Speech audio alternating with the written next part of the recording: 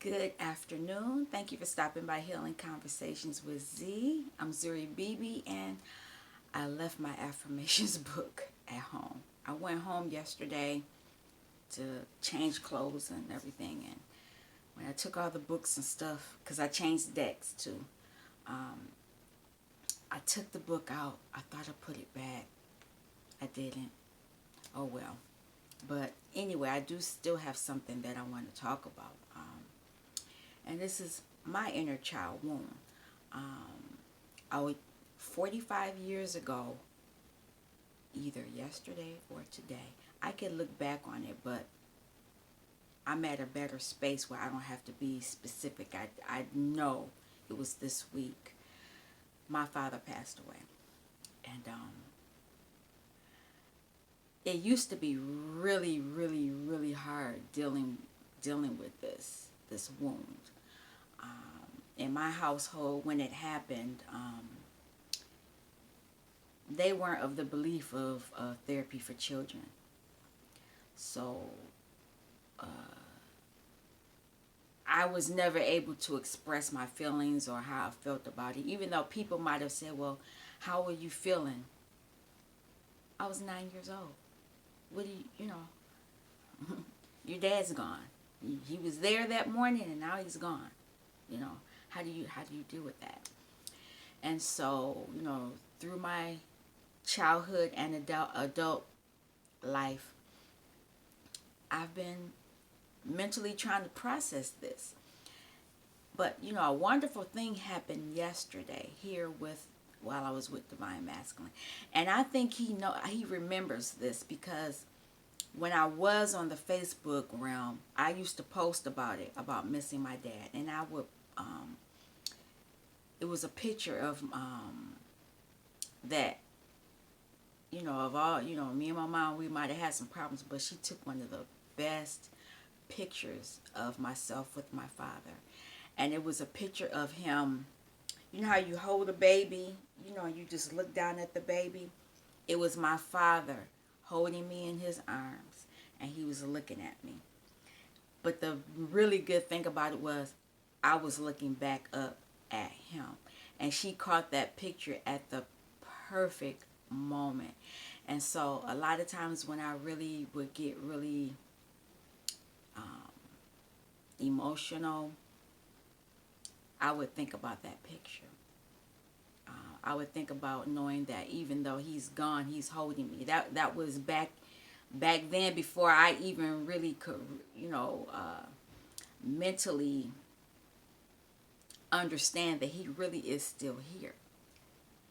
Um, and it's giving me some solace. But let me get back to what I was saying about what happened yesterday here with early. I wasn't even fully awake yet, but I actually, for some reason, when I'm sleeping now, I'm seeing a lot of things now. And normally, when I see things that I really should see, when I began paying attention to them, they disappear. But this time, I had the image. I remembered. I was there as an adult. Now I was there the day my father died. I wasn't. I wasn't in the house. My cousins lived three doors. I grew up with families with my cousins who had purchased a home three doors from us. So I did grow up with a set of relatives in my state, whereas I didn't. We were the only people in our family was the only family. If my cousins didn't live by me, there were no other relatives in our state with us other than them. And so it was really cool that I had a chance to, grow up with cousins on my mother's side of the family. But I remember being outside and all of a sudden, everybody's outside, because I remember the day we were in the house and for some reason, everybody said, go outside. And we all ran outside. And all I remember is when I look on the sidewalk, I see people just on the street. And like I said, I could see my house, and I could see the truck that comes to get people when they die. But I didn't know what that truck was. I just knew that it was a truck there, and there was an ambulance there, and all I knew was that people were coming out of my house with a body. And I'm trying to run down the stairs, run down the street to get there. And I'm running, and I get right about, because we live 3 doors apart. I get past I get to the second house right before I get to my house, and somebody swipes me and they yank me back. I remember that. And then the next thing that I remember is being back in my cousin's house in the basement. And my mother's cousin, first cousin, Cousin Martha. Thank you, Cousin Martha. She told me what happened. I don't remember exactly how she told me it happened, but I remember her telling me it happened. I don't remember crying. I was numb. I just remember being numb. And so, and I'm remembering this in the dream, and I'm there. And so at this point, I was actually able to fully talk to myself as a child. It was really hard. It was really, really hard to talk to myself as a child. You know, my adult self, to talk to the child. Because it was just, I knew at that point I was abandoned. I knew it. I was abandoned because even as a child, I knew where there were issues with my mother and myself. I knew it. And going back to when I was running down the street, I thought it was my mother that was in, because I'm yelling. I'm yelling for them both because I don't know what's going on. And when I realized it was my dad, I already knew that it was going to be some changes.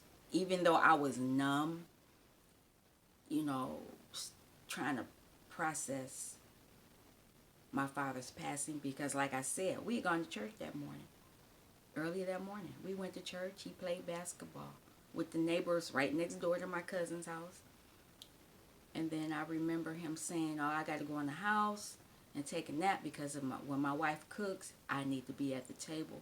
That was the rule at the house. And so because he did that, I went to my cousin's house. You know, I went there. We were playing, playing. Next thing I know, there's this truck for dead people taking a body in I see the gurney. I see it. I clearly see that happening. And me not knowing who it was, that was a fear. I didn't know who it was. But then once I knew who it was, I just went numb. And so what I did, I told my child self that, he's gone, but you're going to be okay. You're going to make it through this. And I hugged myself as a child. I hugged my inner child. It was hard. You never will understand it unless you've experienced losing a parent as a child. And not only that, losing the parent, you're losing the parent that made the household stable, and not only financially stable, but emotionally stable, because he kept my mom in check. My mom was no joke. My mom had it out for me. That was the belief that I had, and that was the perception, because I was close to my father. We were thick as thieves. The only times that I really wasn't around him was when I couldn't go in the bathroom because he had to go in the bathroom, and I couldn't go to work with him. However, if he got in that car and he was going to see some friends or whatever, just him, I was in that car. And my mother had an issue with that. And those were her inner child issues. But I was close to my dad. We were thick as thieves. And he protected me from my mother. I think back on one of the memories that we had that we would do. We did it several times, but he would get up early, like 4 or 5 in the morning, maybe 6. Six is being late, and he would get up, and I would hear him, and I would jump up, and he would say, "Go get your clothes, go get dressed." And so I would go and get dressed, and we would get in the car, and he would, in his glove box, he would have these candies called Charms. I'm old school. I'm sorry. It is what it is. I don't even think they make it anymore. But he would have them in there, and what we would do, we would go to one of those top hat greasy hamburger joints. We would go to the hamburger joint, and he would get 2 burgers. You know, two for me, 2 for him. And we would go to Belle Isle. I live in Michigan, if you know about that. This Belle Island was given to us from Canada, gifted that to us, to Michigan, to Detroit. That's another story in itself. But we would go there before the sunrise, and we would find a certain spot, and we would watch the sunrise. One of my favorite moments. We weren't talking or anything. We would just sit there and eat the burgers, and sometimes it would be music playing, and we would just watch the sunrise. It's one of my favorite memories of my dad, and I'm grateful for it because, you know, now that I'm looking at these cards and I see the sun and I see birds, because my father always said if he could ever come back, he would be a bird. My father said that. And it's just amazing how now, you know, when I see these birds, I'm like, oh, okay, it's my relatives. I say that, you know, I'm joking. You know, people think I'm laughing and joking, but I'm really serious because I understand, you know, what was being said to me now. Even though my father died at the age of 45. I'm older than my father was when he died. And that's something, you know, I think about and I'm appreciative of. And, you know, because it could have been another way. For me, I've experienced so many things, but I think that because of my father being here, I think that he's protected me from a lot of things. But I just wanted to talk about that. You know, once I went back in and I dealt with my inner child, you know, I talked to her and hugged her and asked her what she wanted to do. What she said was she wanted her father. And you know, I told her, I said, well, you know, we can't do that one. So she asked for, she wanted to ride her bike and go get some ice cream.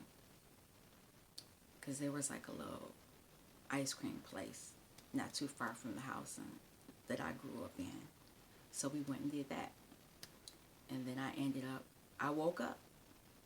And it was just amazing.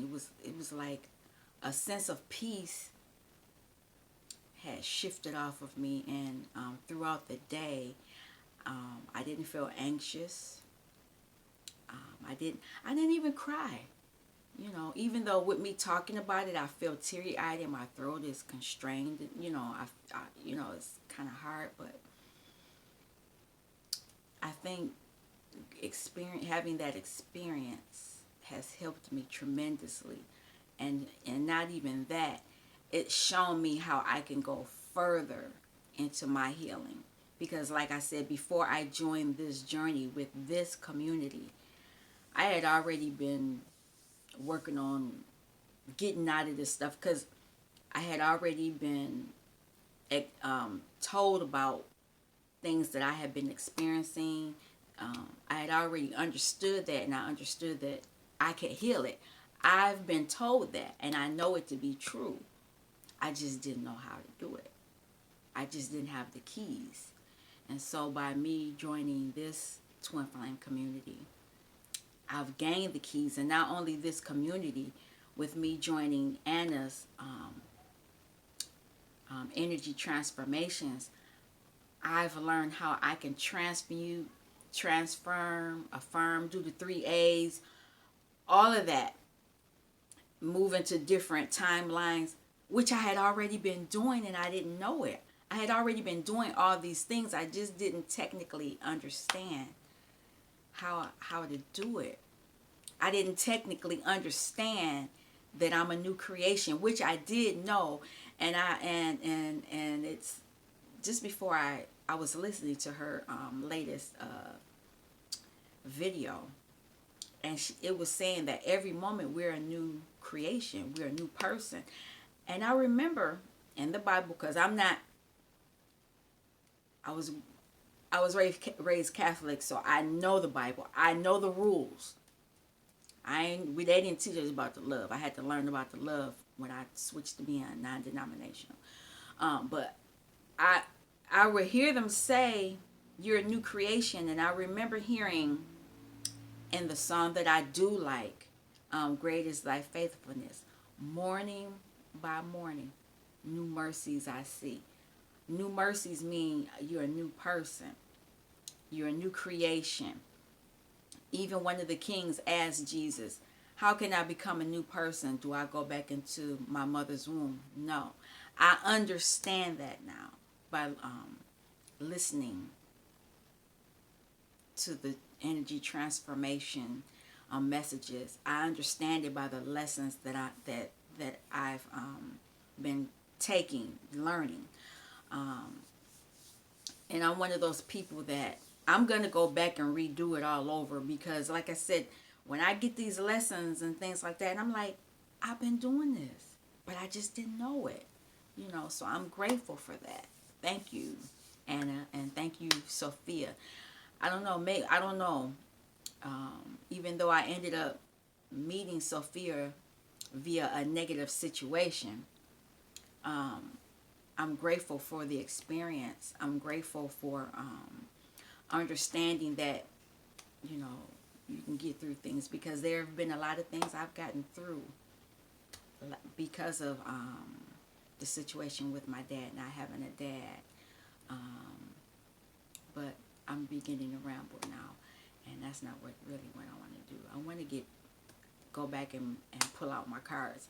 I brought my sacred geometry cards back, but I also brought some other cards as well to help deal with some of the dark side, but not in a negative way. So shortly I'll be back, and we'll be getting the show on the road. Thank you for stopping by Healing Conversations with Z. Stay tuned. Peace.